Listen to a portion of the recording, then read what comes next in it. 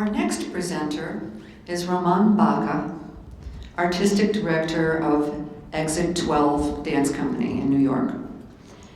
I have to share this particular story. So I arrived on Tuesday, and my host family is here, and had a lovely evening with my host family, and was deployed on Wednesday to Ronan and to St. Ignatius. It's a rather long ride up, and I was in the car with people I'd never met before. The conversation was so stimulating that it soon felt like we were in a think tank rather than a truck. And our next speaker, was sitting in the front seat, had no idea who he was. And we were deeply engaged in a conversation about disparity and the impact of disparity on culture and health disparities and quality of life and injustice and the impact of war and incivility of all forms. I think, who is this person? So finally we got around to introductions, and he said, "I'm Roman Baca." I said, "Oh, of course you are." So I want to introduce him as a person who crosses so many borders and boundaries, both figuratively and literally. He is truly interdisciplinary. He's a social and behavioral scientist, as well as a dancer and a soldier and a husband to a lovely woman who is also a dancer. So and a business person, because as Liszt and Juan Carlos certainly told us, there's a good deal of business acumen that goes into running a company. So it is with great pleasure that I introduce Roman Baca. I think he will be so enlightening. He's going to tell us about his experiences in Fallujah. He fought in Fallujah and came home and struggled to re-enter artistic and the American world, and he coped with it through dance. And he is now spreading that word to others and studying the impact of dance for people who are experiencing PTSD. So, without further ado, Roman Baca.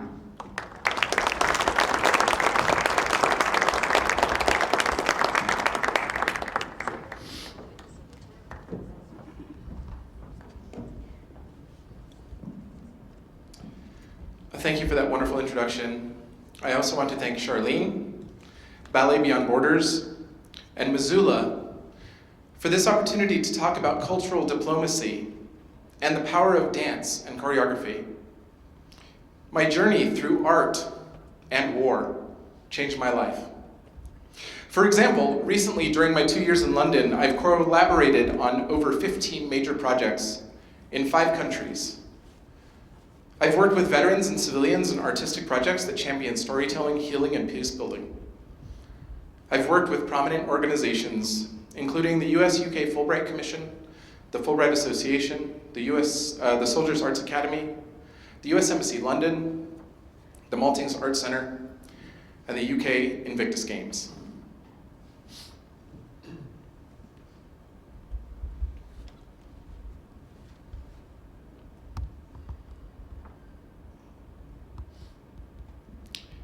The year was 2001. It was January.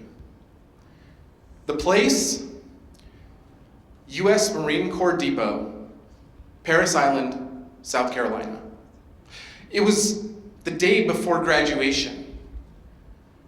And on this day, you get to invite your family onto base and show them all the crazy stuff you did to become a US Marine. At the time, my girlfriend visited me, was there to watch me graduate. And she brought with her a yellow manila envelope full of photos. I took those photos and I marched straight up to my senior drill instructor, snapped to attention and said, "Senior drill instructor, this Marine would like to speak to you, sir." He was a short man. He wore this smoky covered low over his eyes, and he had braces, so every time he talked, he spit. He looked down at me and sneered. "What?" "This Marine would like to show you something, sir!" And I handed him the manila envelope full of photos. He pulled out the largest one, which was a 8x10 black and white photo of me in tights and a tunic, partnering a beautiful ballerina in a tutu. It looked kind of like that. Oh, right, like that. He took one look at that photo, started to shake his head, and said, "Oh, Baca. Baca, I knew there was something weird about you." I was trained to be a TOW anti-tank missile assaultman, which means we fired missiles that were designed to blow up tanks. In 2005, my unit was deployed to Fallujah, Iraq, but at the time, they didn't need TOW missiles. So we cross-trained on heavy machine guns, and we were tasked with driving around the local villages in Humvees like you see here, looking for insurgents. We were training like we were going to be dropped in the middle of the Wild West and have to dodge bullets coming from every corner and every window. We spent every day being violent and aggressive, ready to attack any threat. Instead of finding threats, though, we found people. I went with 60 Marines who, luckily for me, wanted to do as much good as I wanted to do in the area. And so we started to augment our missions, to do humanitarian things like go into the local schools and hand out school supplies and give food and water to the locals. We also developed a neighborhood watch type program where the villages could tell us if something was wrong and we could respond and help them. I got back from war in 2006, and I started using choreography as a way to communicate the war experience. This piece was our first piece about the war, called Habibi Halwa. The way it begins is there's a completely dark stage, if you can imagine, and the audience is waiting with anticipation for something to happen on stage. Suddenly they see two red lights kind of dance around the cyclorama at the back.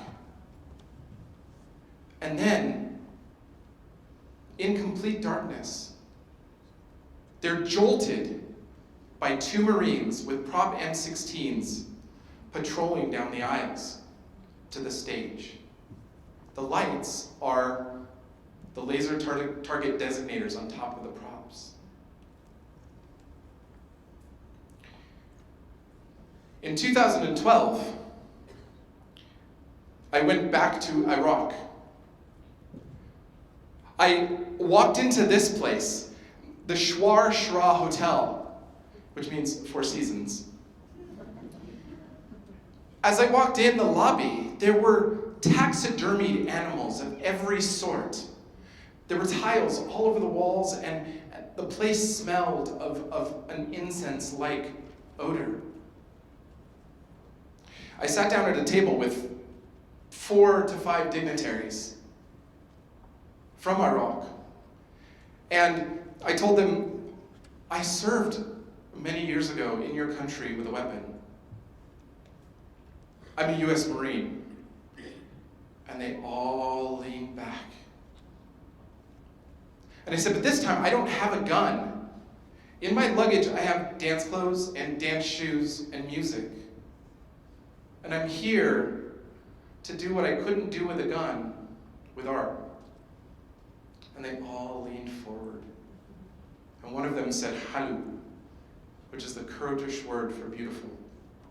You see, I was there to work with Battery Dance Company in a cultural diplomacy program where we were bringing students together, 30 of them, ages 16 to 24, from Kirkuk and Erbil, to teach them how to choreograph. The first day, these students were across the lunch table from each other, poking fun, because they were from different places, and many of them had different religions and beliefs. But as we got involved in the language that transcends boundaries, dance, those differences started to fall away, and they started to become friends. We started choreographing, and one day we all sat down for a choreographic exercise and we were asking the students to describe where they lived with a descriptive word that we could use to create choreography. If you think of Missoula, I would say mountainous, picturesque, calming, words that could be translated into movement. But these students started to say words like oppressed, scared, freedom. And so we got into this long conversation about war, what it was like for them to live through the Iran-Iraq War as little children, and then the US led Iraq War. And then one of the students got up and he said, "Why are we talking about these horrible things? We came to dance, and we want to dance happy things." My colleague pointed at me and said, "Well, you see, we want to tell the world about you. We want to tell the world that you are not the enemy that everyone makes you out to be, that you're just like us." And so we created a dance about their lives that spoke to what they thought about us as Americans, what they thought Americans thought about them, what they felt living through years and years and years of war, and how they are not unlike us all. They just want to grow up, raise a family, do something they're passionate about, and walk down the street without the fear of getting blown up. Exit 12 continues to take that piece around the United States to demystify the Middle East, to combat Islamophobia, and to introduce a little bit of humanity. But what is Exit 12?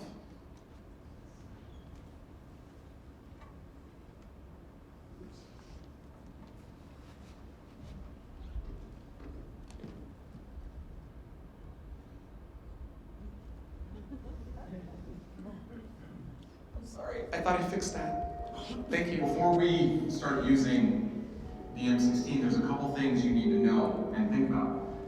The first thing, the most important, is to keep your finger straightened off the trigger. The second thing is to make sure you do not point this rifle at anyone you do not intend to shoot. I know they're props, but for me, that's a huge thing. Then, we start shouldering the weapon. Once we shoulder the weapon, you want to think about a couple of things. Nice, strong stance, making yourself as small of a target as possible.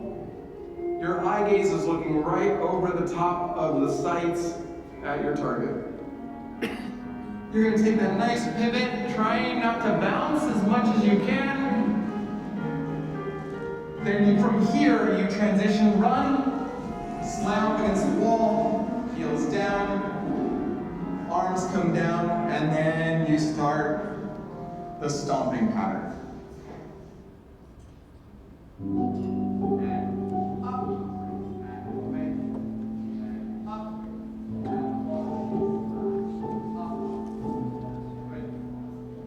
I didn't grow up wanting to be a dancer. I wanted to become an engineer or do something with math. But at the end of high school, I started taking classes in hip hop and jazz and ballet. I loved being on stage.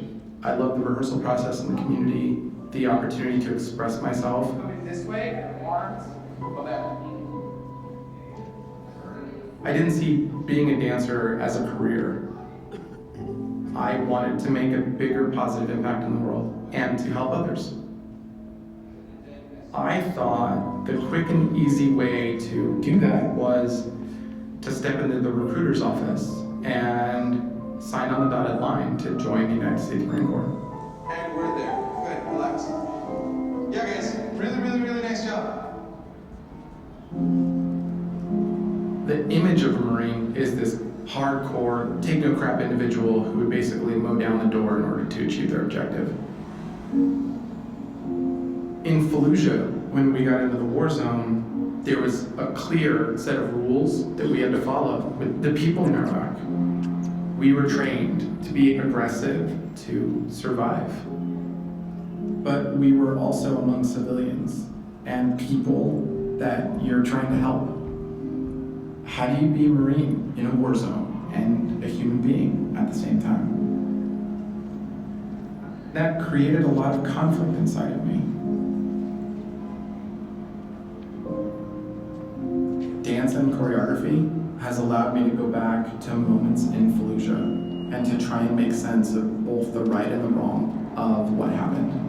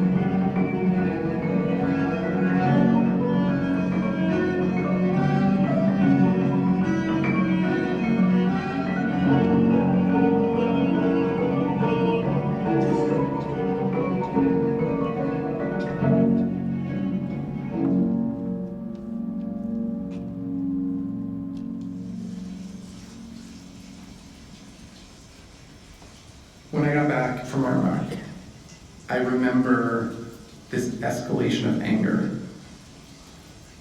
I didn't see this. Other people saw the effects of war in me.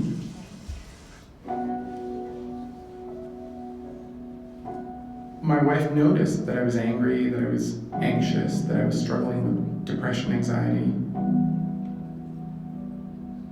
It wasn't me anymore, and she was afraid of who I was.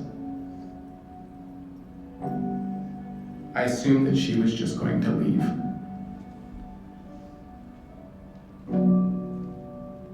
And instead, she said, I want to help you.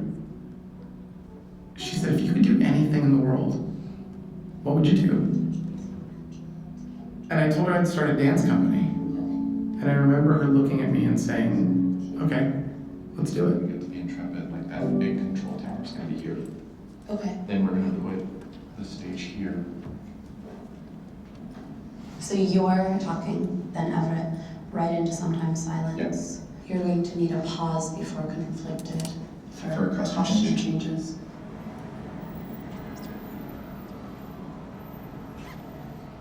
We started Exit 12 to showcase the experience of war through dance.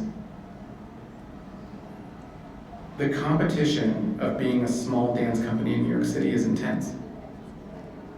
The numbers are automatically against you.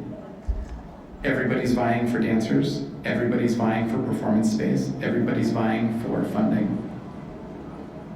On top of trying to sell tickets, one of the biggest challenges is sufficiently articulating what it is that we do in a way that attracts an audience. Dance show on the Intrepid? Would you like to see a dance show on the Intrepid? Ballet performance? You want to see a show about military on the Intrepid?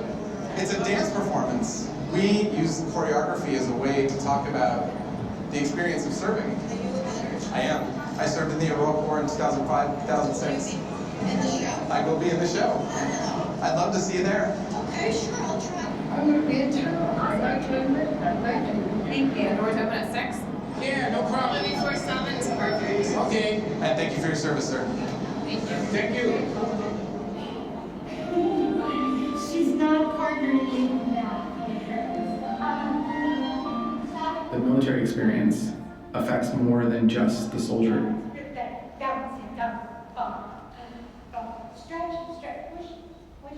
This dance company, it's about bringing military individuals and families into a room to tell their stories.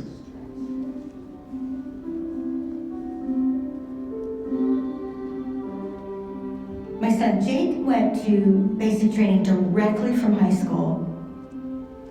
Sam, he was only 17. We had to sign for him. Breathe that. Nice. Oh, nice. Beautiful. They ended up being deployed together. We took them to the airport, and they went to board onto the plane. Both of them turned around and they waved, and my knees just buckled. I think it finally sort of hit me that they might not come back.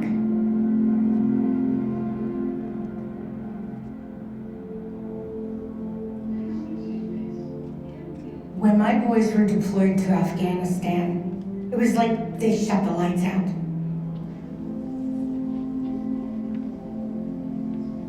I couldn't see where they were. I couldn't feel where they were. I couldn't experience where they were.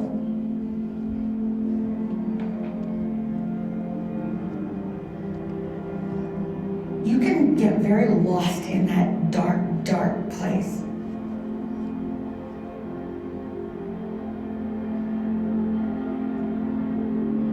You have no idea what it is to wake up in the morning and wonder if your children are alive.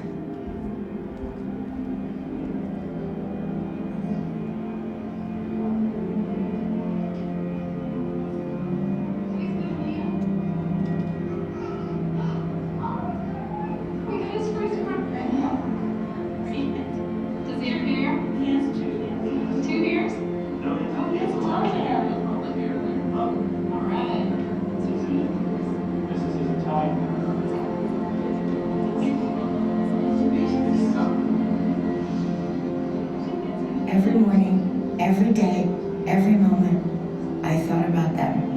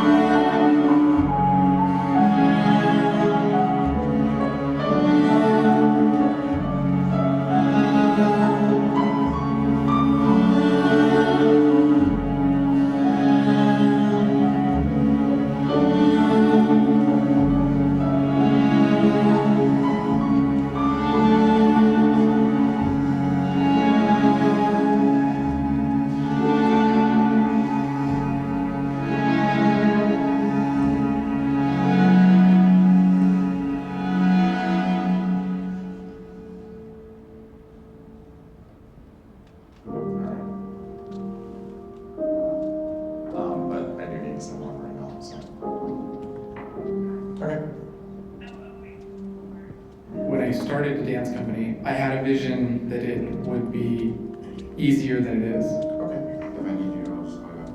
I'm doing the website, scoping out the theater, reading books after books on grant writing, on networking, and worrying about selling enough tickets to cover costs. A couple of years ago, I was at the end of my rope, wondering if this was the right choice, wondering if we could make it. And then 2 Marines close to me took their own lives. One of them was one of my platoon mates in Fallujah. After that, I decided that I wanted to do more than just performances. And that's when we started doing veteran workshops. Everybody 3 and 4, breathing 5 and 6. Good. Military training is extremely powerful. It affects not only the body but the mind. In boot camp, you're taught these repetitive movements, and it's designed to train anyone, ultimately how to kill. The problem with that is, after service, how do you make that part of the training disappear? I'm going to introduce 5 words to you. I want you to put gestures to those words. You go back to your military training and let them inspire what you do.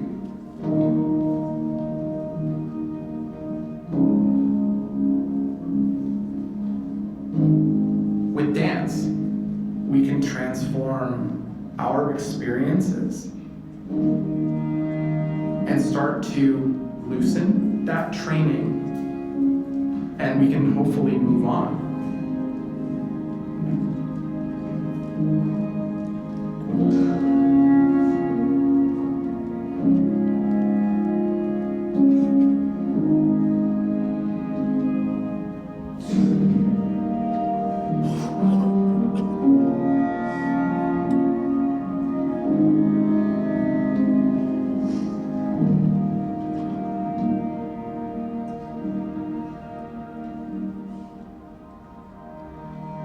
I was sent to Vietnam in the spring of 1969. 245th Surveillance Airplane Company.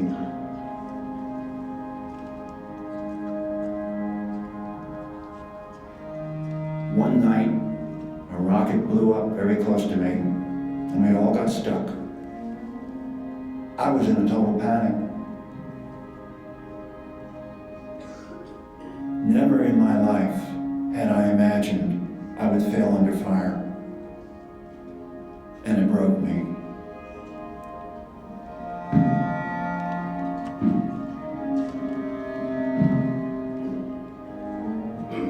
When I came home from war, I was having a very hard time. Lots of depression, lots of drugs, suicide attempts, and it went on for years. Writing and expressing myself has been what's kept me from returning to the darkest places. There's a liberating energy to it. It releases things inside of us.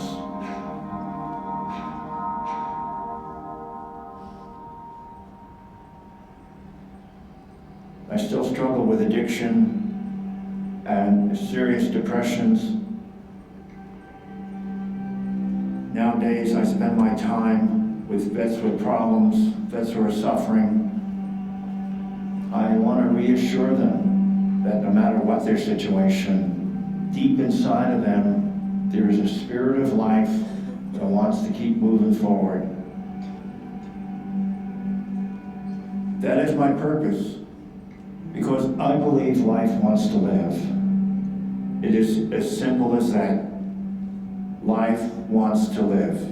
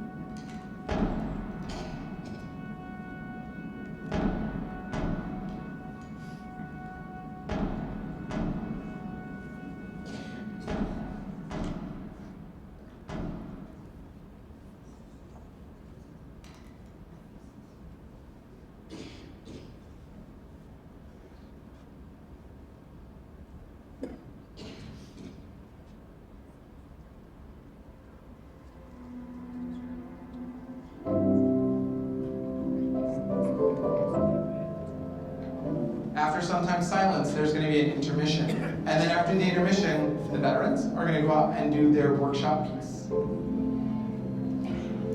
You guys got this. Let's go again. Hoorah! Hoorah!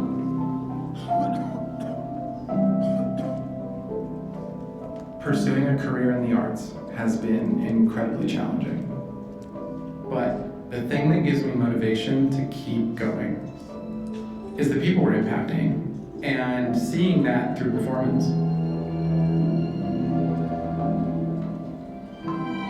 I think the image of a service member, of a Marine, of a soldier, of a veteran is misunderstood.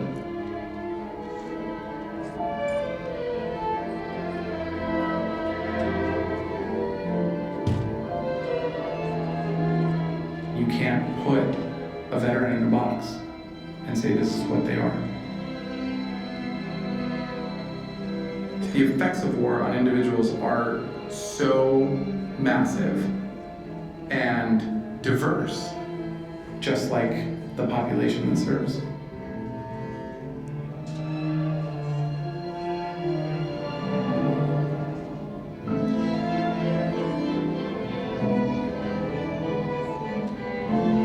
Every story is not being told, and every voice is not being heard. Veterans are emboldened when they are able to share their lives with not only other veterans, but other people.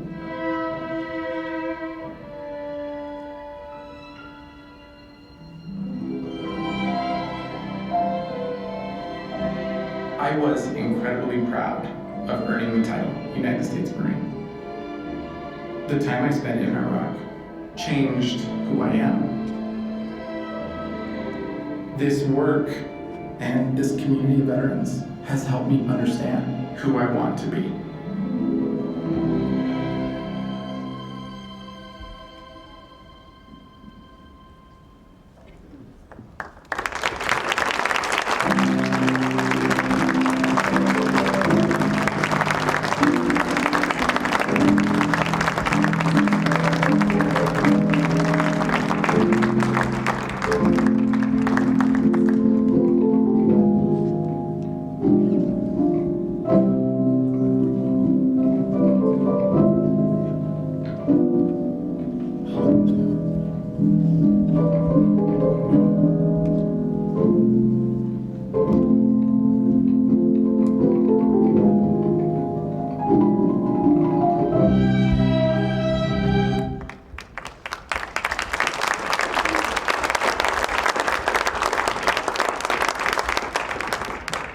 Thank you. If you want to see the rest of the credits, the whole documentary is free online. You can Google Exit 12 Moved by War. It's on Vimeo, it's on Fox Searchlight, Shorts, and a couple other places. Now you've seen the infamous shower scene.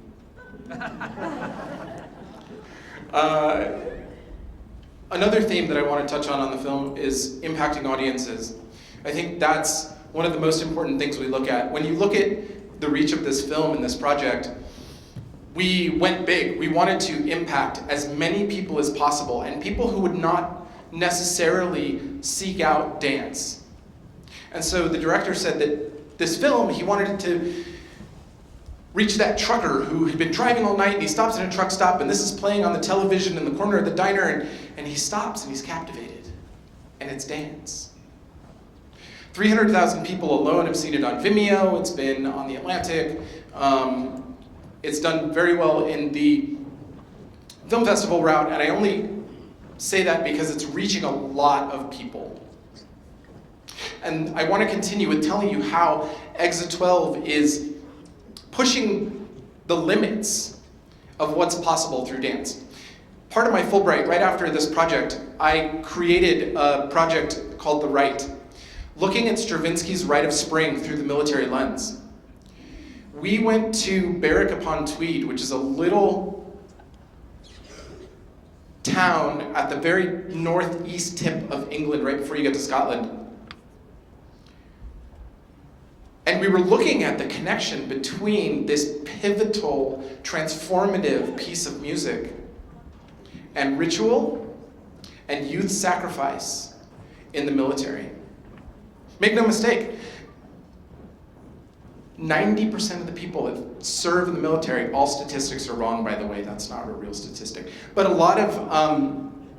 a great number of the people that serve in the military, US military, are 26 years old or younger. When I was in, when I was in Iraq, my team were all 19, 21, 22. Military training changed their lives. It changed them not only mentally, but physically. And military training doesn't stop after boot camp, it persists. And it persists in very weird ways. And I'll give you an example. We were doing an exercise when we were training to prepare to go to Iraq, and it was called an artillery response drill. And I didn't know this name before. All I knew was that I was the head of the team that day. We were to meet an Iraqi dignitary at a checkpoint. The Marine Corps is crazy. The town we were working in was in California, and it was made up to be like a base, and then an actual Iraqi village, and there were Iraqi Americans that played actors to play the dignitary, etc. And I was to meet this dignitary, and I was to escort them onto base so they could have a high-powered meeting. So that day I took my team out, posted my team, I walk up to the dignitary, I grab the dignitary, and we're going back through the checkpoint, and suddenly one of the judges drops a silver mechanical mechanism, and all I hear is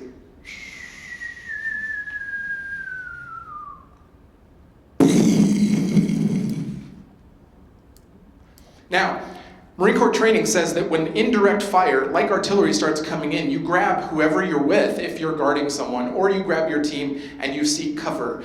And cover is something nice and hard that you can get behind so that you won't get hit with enemy fire.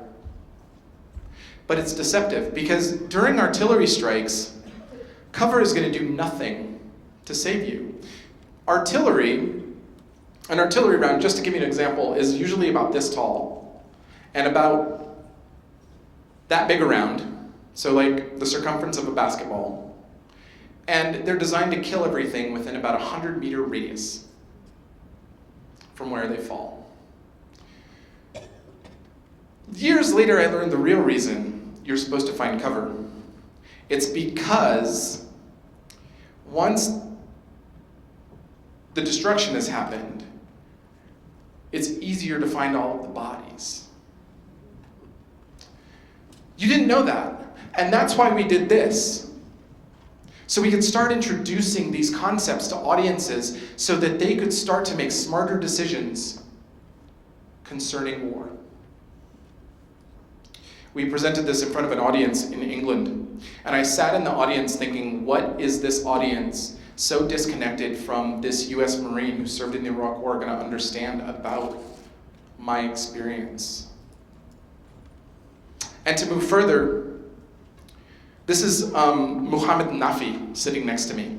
Muhammad Nafi was a musician and a vocalist in Iraq, famous in the 80s. His music was all over the newspapers, all over the radios, all over the television. And then his government pulled him away from all of that and said, you're going to serve in the army because we're going to war with Iran. He was in the army as a lieutenant colonel, and he wasn't allowed to play music anymore. They ripped all of his music off the radio, ripped all of his music off of the televisions, and they told him, don't worry, you'll go back soon. The war's only going to last eight months or 8 weeks. 8 years later, Muhammad Nafi is still in the army. He served a total of 16 years without touching an instrument, without singing. And then he watched what Saddam Hussein was doing to his people, and Muhammad Nafi fled with his family to Scotland. And we got introduced. And you're looking at a picture of this Marine and that Iraqi lieutenant colonel collaborating on a piece of music and dance inspired by Muhammad's homeland. Getting back to impact of the audience totally understood. They gave us a standing ovation at the end. I wanted to go further with this thing about impacting audiences. How do you create empathy? How do you make people care? I had already done the big scope, reached thousands of people with the documentary, and then started looking at the smaller audiences through experiences like the one with Muhammad in the right. So I zoomed in, I zoomed way in. And I did a project I called Entrenched, where I was investigating memory and experience through the repetitive task of digging. I spent 2 days, 12 hours a day, digging and refilling a hole in the lawn of my university in London. What this did was shake loose things that had happened in Iraq that I didn't remember. Other veterans were invited to partake and watch and comment and ask questions during the duration through social media. Audience members were invited to come to the site and talk. And themes started being shake loose. Themes like mortality, futility. And a lot of us landed on this thing that when we were in Iraq, we were so scared every minute of every day that we had to develop this way of operating that made us okay with our own death. To make that clearer, I felt like I died in Iraq. And that made me okay to operate and do my job every single day. I took those themes that came up during this and I reached out to 5 wounded veterans, and I did a project called Entrenched 2, where I wanted to include the audience, give them a visceral experience of the war. And so we worked with 4 dancers, and we gave them experiences of these veterans that had been wounded in combat.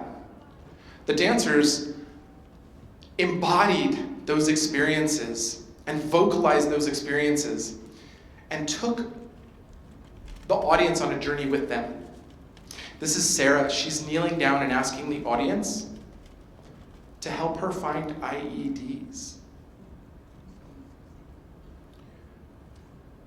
Another one of the experiences that they landed on, that they started to communicate, was the experience of one of my buddies whose helicopter was shot down in Iraq. He was getting on the helicopter and he remembers another woman in the army getting on with him and them talking very pleasantly through the flight and then getting shot down. And the next thing he remembers is waking up underneath that helicopter, looking at her and knowing that he's pinned and can't help her as she fades away. The guilt riddled him, and he was only able to share that for this project. We took the audience through the lawn like you're seeing here, telling them these experiences, embodying these experiences, and then we layered it by putting speakers throughout the lawn so that the groups not only heard their group, but they heard layers of all of the other groups as if they were whispers across the landscape. Then the groups converged on the hole that I dug, with me laying in the hole. And we participated together in a ritual of burial and resurrection. I laid in the hole and I was terrified again. I was terrified what it would feel like when the first piece of soil touched my skin, and then what it would feel like as more and more soil built up. It took everything I could muster to remain still and calm and remember to breathe. And then as the audience finished and they went off to another point of the lawn, laying there with my eyes closed, I could only see the sky. And I started to repeat, I can see the sky. I can see the sky. I can see the sky. As I got out of the hole, the conclusion of the performance, and the soil fell off of my body, I felt like I had completed that circle which I started in Iraq. I had realized my own death, and I had lived beyond it. But that's not what I want to tell you. I want to tell you what happened with the audience afterwards. This was the first performance we've done that went beyond the basic question and answer stage. We do performances, we usually ask the audience questions, and if they have questions, and they usually ask, the first level, they're like, what's it like creating that choreography? How long have you been dancing? The next level is like, where we start talking about politics, we start talking about war, we start talking about research and policy. This project turned the mirror around at each and every participant and made them think about their role in conflict. They said things like, I didn't want to pick up the shovel, but then I remembered that my decisions and who I support politically contribute to this type of thing, and I felt it was my duty to do it.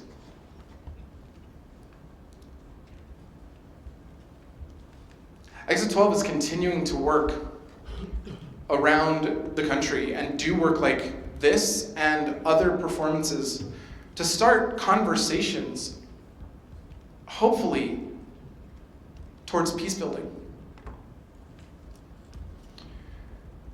The work demonstrates the ability of dance and choreographic events to create communion and healing.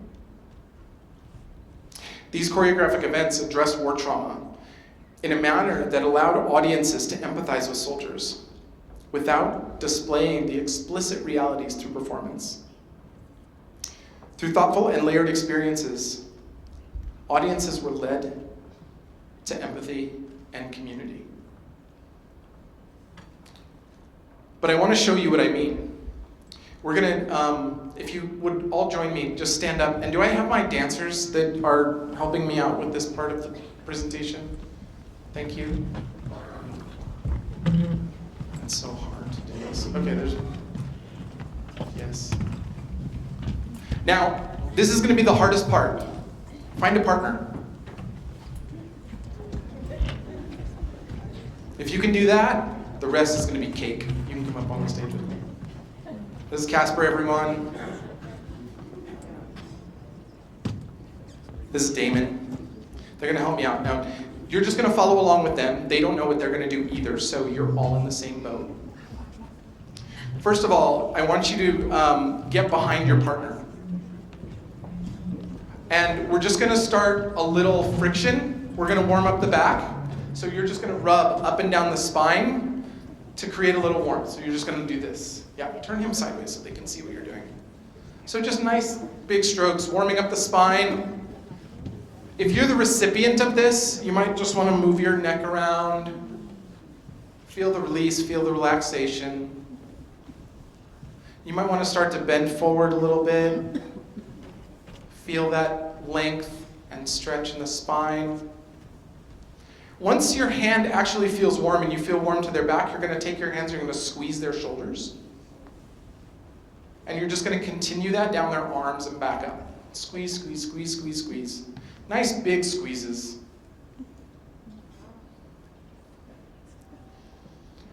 And then you're just going to pull their shoulders down, adding length to their neck. And now switch. Great. So once more, once you get behind your partner, you're just going to start warming up their back. Nice long rubs. Warming that spine up. If you're the recipient, you're just going to start to move your head around. You can start to bend forward if it's okay to get length and warmth into your spine. Once you feel that warmth, you're going to give them big squeezes starting at the shoulder blade, the trapezius muscles, going down the arm and back up.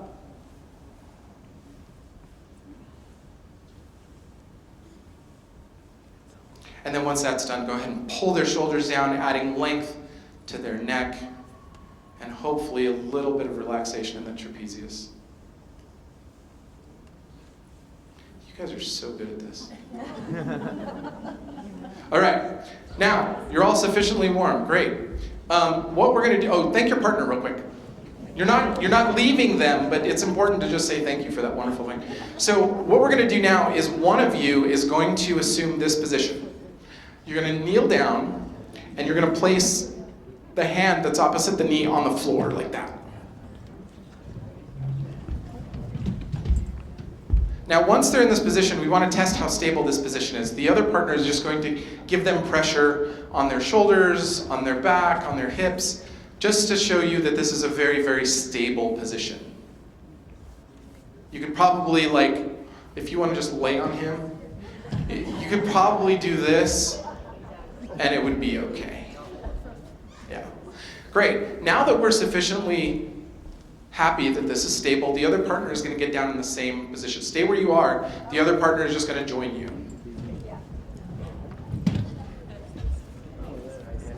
If you're comfortable, I want you to close your eyes when you get into this position. And I want you to imagine that on your back, you have a bulletproof vest. So a bulletproof vest in the military is a vest that has ceramic plates in it. One in the front, one in the back, one on the side, one on the side. And it weighs about 5 to 7 pounds, depending on how hard the ceramic plates are and how thick they are. Then on your head, you have a Kevlar helmet that weighs about 3 pounds. You have somewhere on your body a M16 A2 service rifle, which weighs about 7.6 pounds. You have ammunition and magazines riddled all over your body to support that weapon. And then on your back, you have a backpack or a rucksack. So you're already starting to feel weight. Now, I want you to start to fill that backpack with everything you're going to need and everything that you need to carry with you and everything that is being carried with you. So you're going to put food for the day, your meal ready to eat. They're really tasty. Water for the day. You're going to put provisions. You're going to put extra weapons and flares, maybe a handful of grenades. And then I want you to put in that backpack your fears, your hopes, your anxieties, your loves, your hates. And I just want you to feel that weight.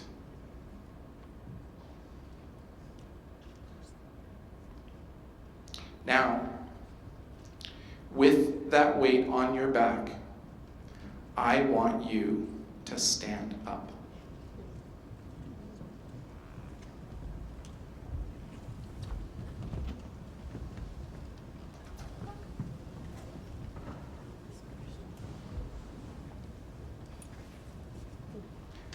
As we move forward in life, there are things that weigh us down, things that make us want to stop and take a break. Stop and take a knee. And that's okay. It's okay when things get hard and things weigh us down to take that knee and recenter, reorganize. But I want you to remember that you can't stay down there forever. That at some point you have to get up. Like all of these people that we work with. And you have to be able to move forward deliberately, decisively, and energetically in directions that might make you afraid. I promise you that if you do so, I'm pretty sure everything will work out. Thank you.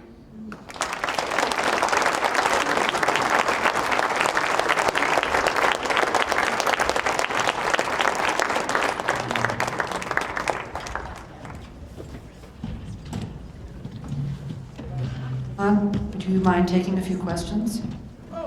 So you stay in place. This was a too hanky presentation. Happy to answer any questions. So please.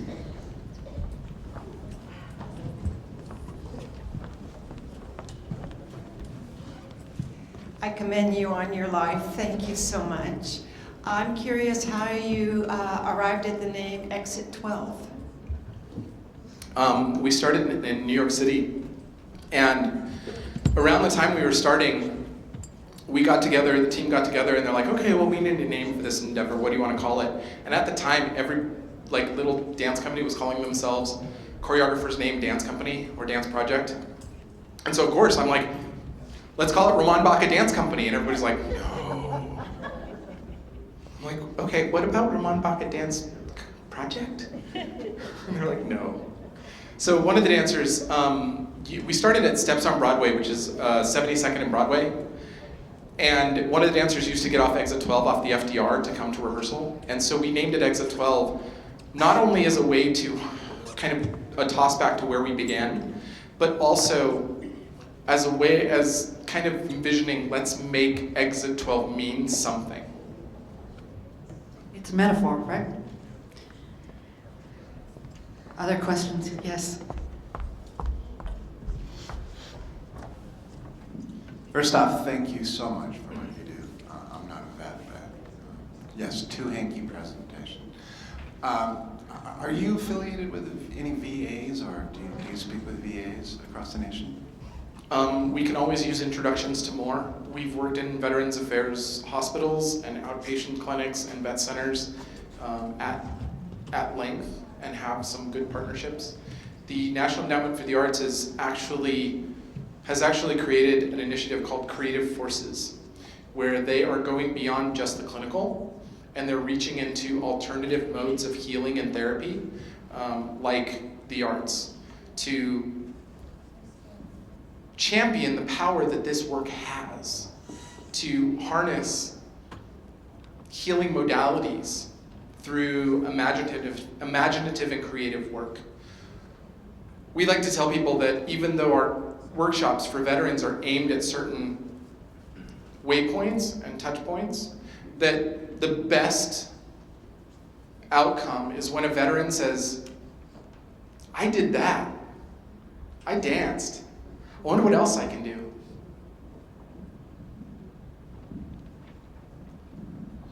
Coming your way.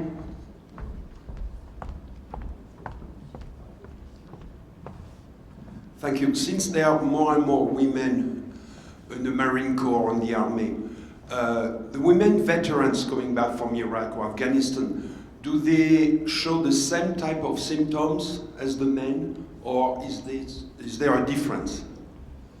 Thank you for the question. There's a misconception that women have only been in combat roles since the government made it okay for them to serve in those roles. It was prohibitive before, I think, 2016. However, Jenny Pakanowski, in the documentary, served in Iraq. She ran convoys. And I'll tell you, convoy duty was one of the most dangerous duties in any of the services, because you would run these convoys that went out at night and were attacked all the time. And so Jenny saw combat. She wasn't allowed to serve in a combat role, but she saw combat. And so yes, the impact of war on individuals is just that. It's not male, it's not female, it's not soldier, it's not non-serving, it's everyone. Other questions? Yes.